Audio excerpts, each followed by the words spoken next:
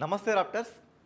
ASEAN అంటే abbreviation association south east Asian nations, అంటే ఆగ్నేయ ఆసియా దేశాల కూటమి. ఎందుకు సార్ న్యూస్లో ఉందంటే లాస్ట్ ఇయర్ దీంట్లో 11th కంట్రీగా తైమూర్ లెస్తే లేదా ఈస్ట్ తైమూర్ జాయిన్ అయింది. సో ఇది మనకి ఎప్పుడు ఏర్పడిందంటే 1967 ఆగస్టు 8న బ్యాంకాక్ డిక్లరేషన్ పరంగా ఏర్పడింది. దీని హెడ్ క్వార్టర్స్ ఇండోనేషియా జకార్తాలో ఉంటుంది.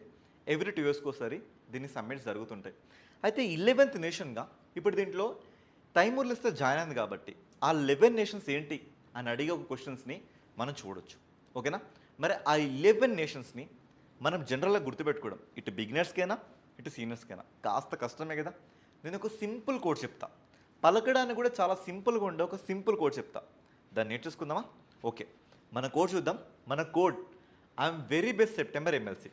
మీరు ఇక్కడ ఓన్లీ ఆ బిగ్ లెటర్స్ క్యాపిటల్ లెటర్స్ మీద మాత్రమే ఫోకస్ చేయండి. ఓకేనా? 1 2 3 4 5 6 7 8 9 10 11. ఓకేనా? మీకు 11 కంట్రీస్ కనబడుతున్నాయి. సో డైరెక్ట్గా చూడండి.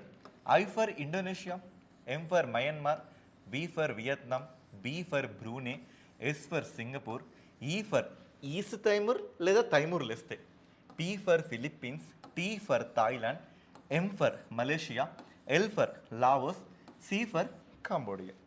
చూసారా ఎంత సింపుల్గా అయిపోయింది. ఇదే విధంగా సార్క్, బిమ్స్టెక్, ఆసియాన్, ఎస్సీఓ ఇలా ఎన్నో మన కరెంట్ అఫైర్స్లో మనం డిస్కస్ చేస్తున్నాం.